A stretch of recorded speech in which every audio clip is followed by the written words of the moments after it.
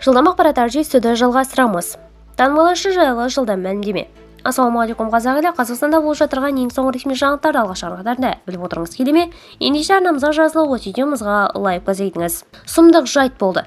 Қайрат Үнтеков өнерде біреулер жолын кескенін айтты. Алайда әнші жолын жапқан адамдардың кім екенін білмейтінін мойындады. Өнерде жолымды бөгеген, эфирде шығуыма кедергі болған, билік тұтқасын ұстаған адамдар болды. Бірақ аты жөндерін өзім де білмеймін. Ашық қысым болмады, қысым теледидар арқылы жүрді. Бұл ақпаратты қысым қоймаған, сол өте ауыр тиді. Бірақ артына ешкім қуып айтқанымен жүргізбеді. Сен өйтпе деп ешкім айтқан емес. Мүмкін араға біреуді қосқанда болар, бірақ мен ол туралы білмеймін. Мысалы, жол апатына түскен кезінде бүкіл телеарнадан сұмдық бір оқиға болған сияқты көрсетті ғой. Ондай сұмдық жайт болды деп айта алмаймын.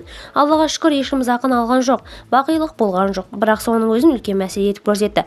Арасында қаншама депутат ағамыз сөйледі. Мүмкін біреулер осы керек болған шығар, дейді Қайрат Үнтеков.